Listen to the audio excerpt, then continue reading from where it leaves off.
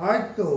بالکل واضح کر دیا ہے آرمی چیف نے کہ یہ جو افواہیں اور خبریں اور چیزیں روزانہ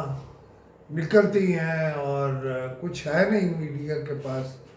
بیچنے کے لیے، آرمی چیف کہتے ہیں کہ نہ مجھے کسی کا خط ملا ہے، یعنی وہ جو تھا نا کہ عمران خان نے خط لکھ دیا ہے ایک دوسرا تیسرا، انہوں نے کہہ دیا کہ مجھے کوئی خط نہیں ملا،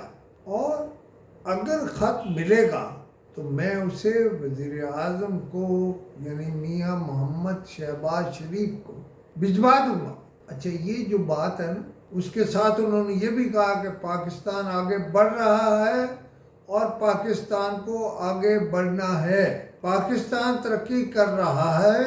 اور اسے ترقی کرنا ہے۔ اصل میں ہمارے ہاں پاکستان میں جتنے آرمی چیف رہے ہیں وہ بھی زبانی گفتگو کرتے تھے، لیکن جنرل سید عاصم منیر پہلے آرمی چیف ہے جنہوں نے دو ٹوک کہہ دیا ہے۔ اس جو گفتگو ہے اس کا مطلب یہ بنتا ہے کہ میرا سیاست سے کیا تعلق ہے، میں تو اپنا کام کر رہا ہوں اور ملک کے لیے کام کر رہا ہوں۔ انہوں نے یہ نہیں کہا کہ میں پڑھوں گا، میں دیکھوں گا، میں جواب دوں گا، میں فلاں کروں گا۔ اور دوسرا، اس لمبے عرصے میں جو امریکہ والی تھیوری بکتی رہی ہے یا بیچتے رہے ہیں یا افواہ نما خبریں بناتے رہے ہیں، وہ سب سے جناب سید عاصم منیر نے لا تعلقی کا اعلان کر دیا ہے۔ انہوں نے ملک کی بات کی ہے، انہوں نے یہ بھی کہا ہے کہ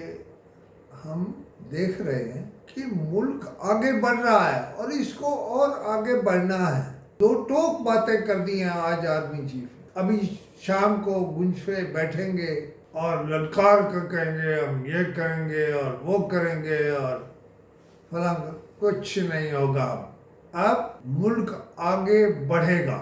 اور شہباز شریف کی قیادت میں بڑھے گا۔ یہ آج کا جو دن ہے، شاید ایک منٹ بھی نہیں ہے وزیر اعظم کے پاس بھی یا کسی اور کے پاس بھی،